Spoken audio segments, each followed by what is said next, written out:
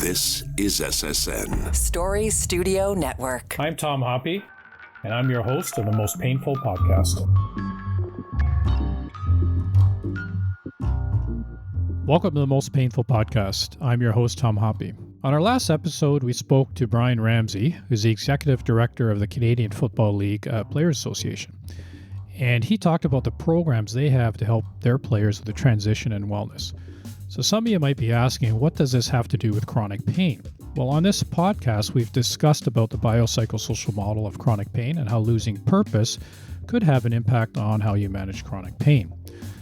So the CFLPA is trying to shift the mindset of their players by telling them at the start of the career, there's life after the game, which is a powerful message, and we know that could be powerful with military members as well, because it can help with transition. In turn, it can help with purpose, and then hopefully help with one way of managing chronic pain. So I feel this message can be beneficial to anyone struggling with pain. Therefore, if you missed this episode, you can listen to it on our Spotify and Apple feed. And if you want to get notifications for the most recent episodes, subscribe to the podcast. In episode 2 of season 4, we discussed post-surgical pain and methods to help control pain. Opioids are one treatment that is used for post-surgical pain management. As we've heard in the media, opioids could have a negative impact on a person. So what are other treatments that are available to help manage post-surgical pain? One such treatment is the use of hypnosis. Today I'm joined by Dr. Brittany Rosenbloom, a clinical and health psychologist and associate scientist at the Toronto Academic Pain Medicine Institute. And she's a co-author of a research project studying the effectiveness of hypnosis to help with post-surgical pain. Brittany, welcome to the show. Thank you for having me. So I think as we talked about offline, I read the research and I'm very interested in this, but maybe we can start with what is it? What type of hypnosis is this? Yeah, I think, we think about hypnosis quite broadly when we think about hypnosis with a layperson. And oftentimes what people know about it is from the movies and from TV shows. And that's not the type of hypnosis that we do in the clinic. We do medical hypnosis, which is effectively a type of relaxation, focused attention, targeted verbal suggestion to alter perceptual experience and behavior. And it's not necessarily to evoke a behavior change in front of an audience. It's usually a private experience. So to modify kind of your perception of your pain intensity, for example, or in this case, in this trial, we were really targeting medication use as well to reduce the amount that people were using after surgery. Yeah, and I'd like to get to the research in a bit because I think that's important to talk about. But how long has this been used for? A long time? Has it been used in other settings? Yes. And kind of is there other? I mean, you have your research, but is there other scientific papers that have been done on this to show the effectiveness of it? Yeah, so there are hundreds of papers to show the effect of clinical hypnosis on acute pain and chronic pain, and it's through the last 100 years we have scientific evidence on this, and it has ebbed and flow in terms of how popular it is, and oftentimes that goes with what's in the media and how it's perceived, which is interesting because not all clinical interventions or clinical psychological interventions go with ebbs and flows of the media. But this one has, which makes it particularly interesting. But the research stays pretty consistent over the years in that it does have an effect on reducing pain intensity or catastrophic thinking about pain or the unpleasantness that comes with pain, either in the acute stage or through procedures, as well as in the chronic phase with chronic pain conditions, with primary chronic pain conditions. And when we think about this through the lifespan, it works in children, adolescents, as well as adults. We think about this, if we think about a procedure, you're in a deep state of relaxation, anyone would do better in a state of deep relaxation through a medical procedure. And so we have a lot of evidence for that. Yeah, and when you say about relaxation, I mean that's one of the things we've had Abby Manusu doing breath work on this podcast. So it's the importance of trying to just relax the body to turn off that fight or flight. So the research was to reduce the I guess the use of opioids through hypnosis, and I think you had 80 participants in it. And so maybe you can tell us a little bit about the research, how that was conducted, and maybe some of the outcomes. So we aimed to get to 90, so about 45 in each arm of the randomized control trial. And what we were doing was basically flipping a coin as to whether participants received treatment as usual or they received this medical hypnosis intervention. And the medical hypnosis intervention consisted of one session prior to surgery. So that was right after they had been recruited to participate in the trial and they were randomized to the treatment arm. They received a course of interventionist-led medical hypnosis. So it was not a recording. Someone actually did it with them. And then the person would follow up with that patient while they're in hospital. So when they've just had the surgery, usually 1 to 2 days after their surgery, and then they have another session of hypnosis.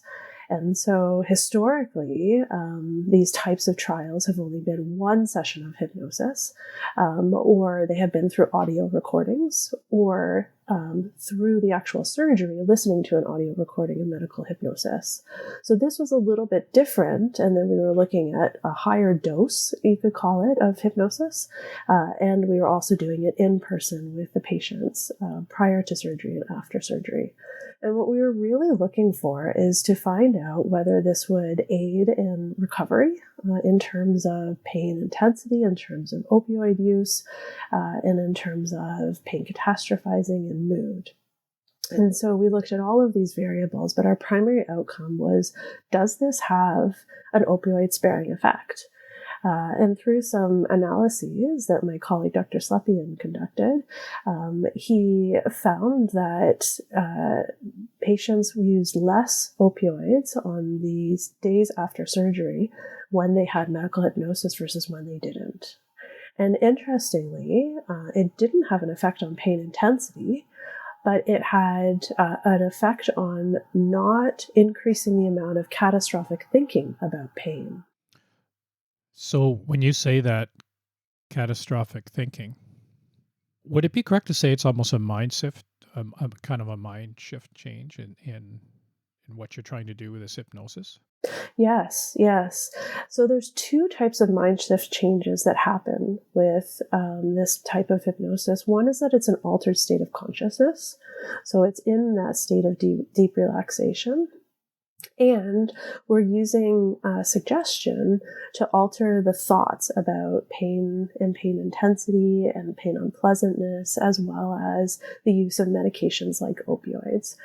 In our scripts, we actually didn't use the word opioid in any way.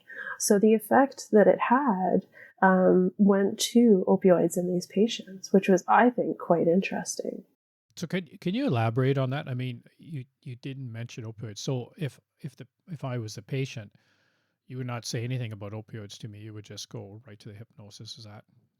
Yeah, exactly. So in the actual scripts that we use, which were developed by Dr. Eliza Weinrib at the time, and who's a clinical and health psychologist, and she used to be in the transitional pain service, and where this study was conducted at Toronto General Hospital. And she wrote the scripts to really target pain unpleasantness, pain intensity, and the reduction of medications. And so this translated to opioids when we look at how much patients are using their pain pumps with opioids, as well as oral doses that they're getting in hospital. And so the effect actually was broader than very specific targeting. Like, let's say we use the word opioids, we use the word medication. Yeah, so that way a person doesn't, because opioids does have kind of a negative, with all the media, it's kind of a negative thought to it, I guess we should say. So when and I'd like to, as we get closer to the end, is really just talk about how this hypnosis is conducted. So I think our audience can kind of see how it works. Not how it works, but because I don't think it's someone standing there with a little watch or a pendulum going back and forth trying to hypnotize you. But so in this study, so you actually had measurable outcomes then, because you could measure the amount of opioids that a person was using, and if someone who had hypnosis versus somebody who did not. Is that correct in Yes. saying? Yeah. Yes, So absolutely. if a person was under hypnosis, were they still using opioids, or were they just using less of it? Yes, exactly. That's a good distinction. It didn't eliminate the use of opioids. It had opioid sparing effects. So they were using some, but not as much as the treatment as usual group. I guess that would also help with the negative effects of opioid with addiction, and I guess with any pain medication, we shouldn't just say opioid. So we'll see. But I mean, the research was titled opioids, so um, I guess that is also reducing the addiction part. Did the hypnosis help with that, or was that just because they're So using less, or how does that yeah, come into play? I think that's a really interesting question because using opioids after surgery is standard care. Most surgeries, you do require some opioids after most major surgeries, like the ones in this study, which were major oncologic surgeries. And so you're going to have pain after surgery, which requires opioid use while in hospital. And when you have that and you're using high doses, it's harder to get off the opioids than it is if you're using low doses. So I could hypothesize that if we have this opioid sparing effect, then it's going to be easier for people to get off of opioids as they recover from surgery. Now, we did follow these patients for 1 month after surgery, and we went to their pharmacies and said, how much are they using in terms of opioids? And more than half were not actually filling their prescriptions for opioids. So unfortunately, we couldn't do much analysis on that, which was good, but it also means we don't know the answer to who's using the opioids versus not in terms of a group effect, because we had what's called a floor effect on the amount of opioids being used after surgery, which is actually, I think, quite a good thing. Because as we know, there's a lot of challenges with using opioids long term, as we know from Dr. Clark's research and our addictions colleagues as well.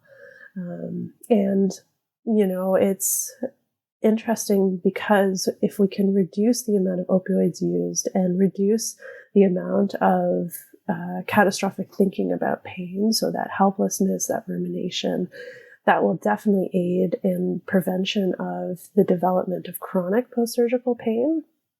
And I think that will help also with potential addiction issues, though we didn't directly study addiction to opioid during this study.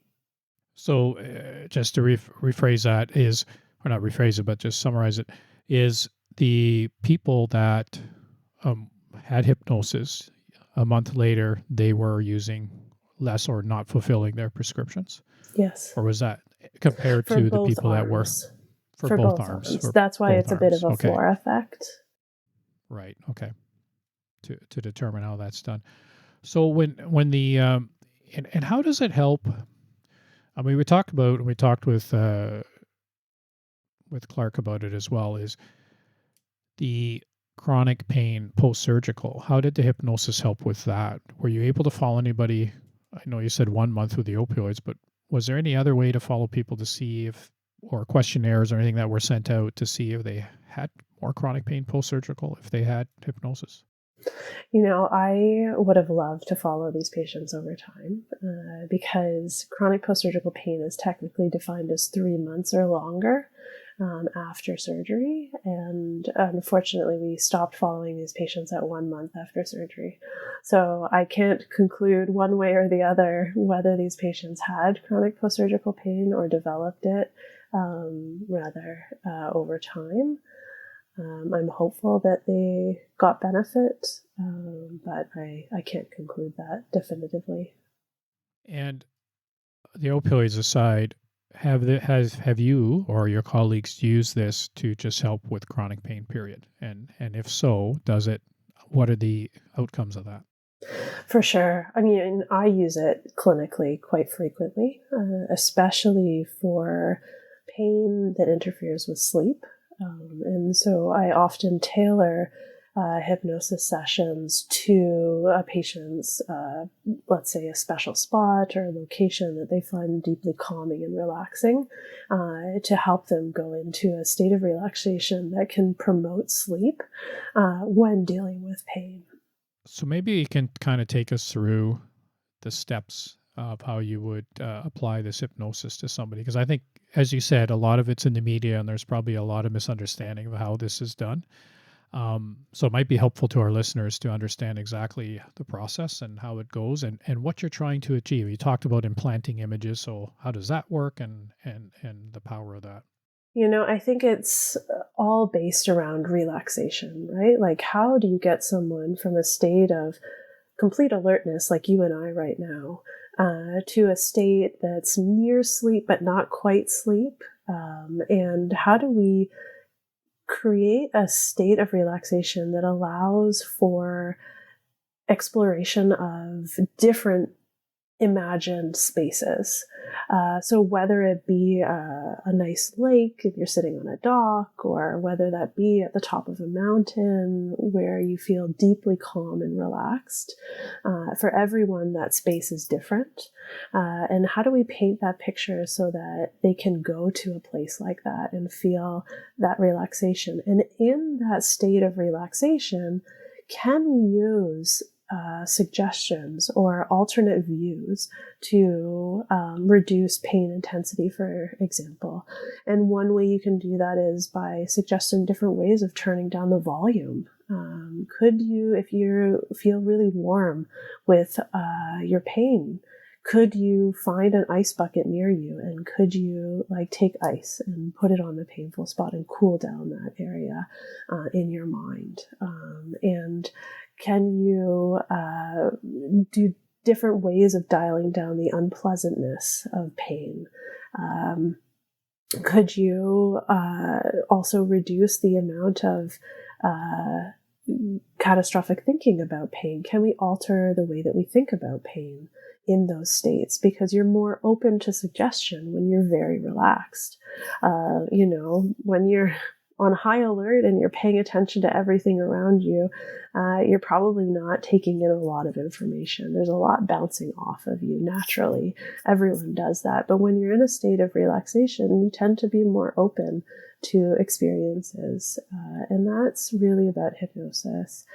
I don't use a watch. I don't have someone look at things repeatedly, back and forth. What I do, it's called an induction, and I help to get someone into that state of relaxation that I was just talking about, where you can do that by sending someone down a path or a staircase, and they can imagine this in their mind, that every step they take, they get more and more relaxed. And we can include deep breathing with that, and suggesting relaxation as you go.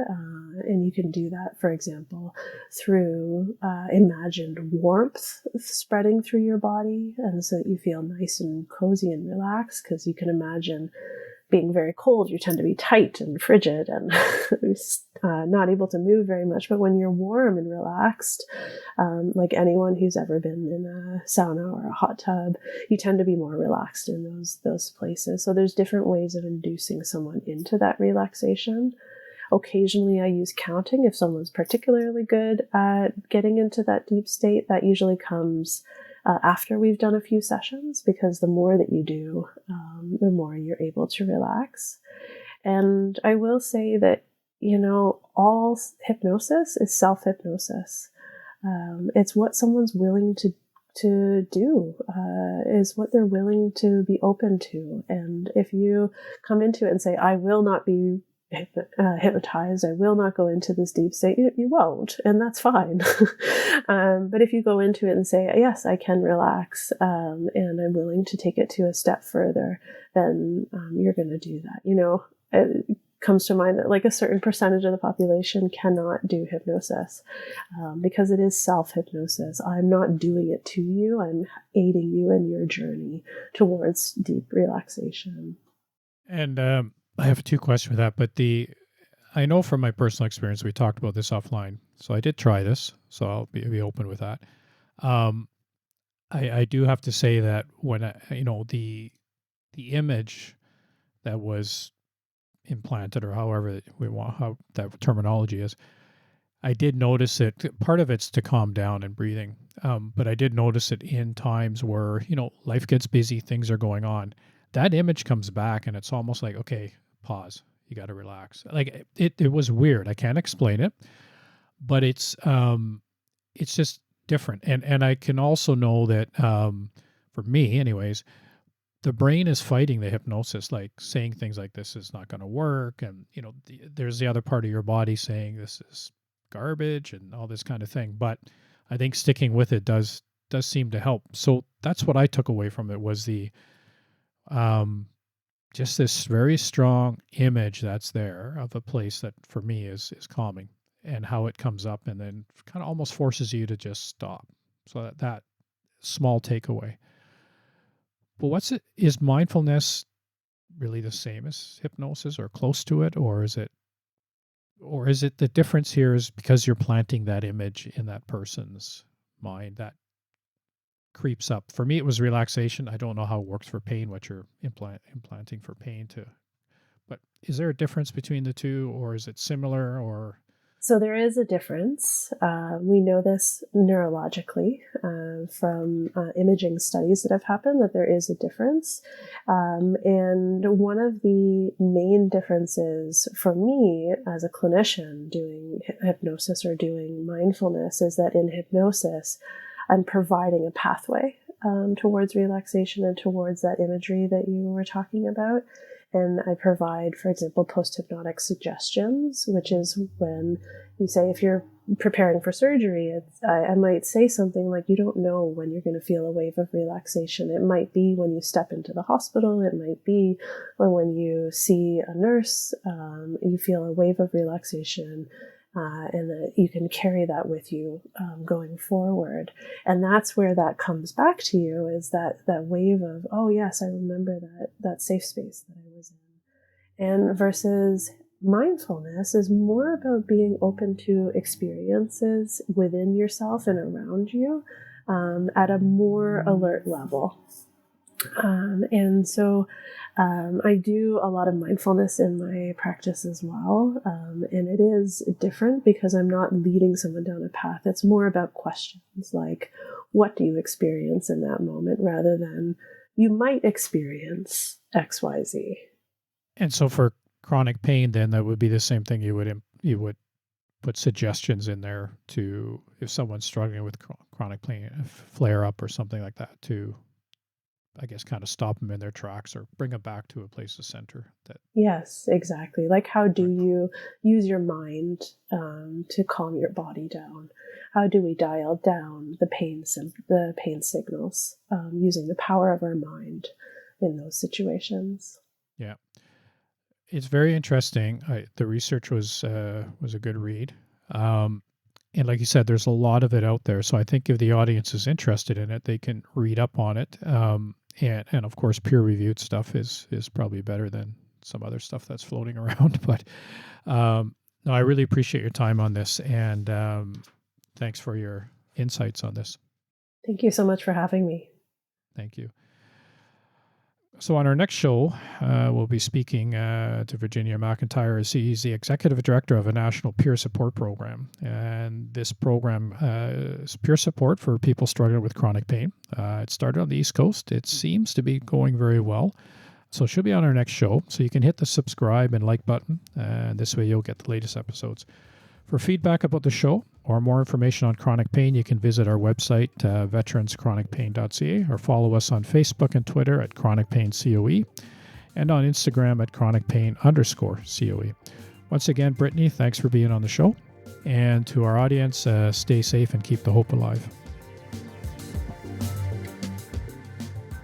The Most Painful Podcast.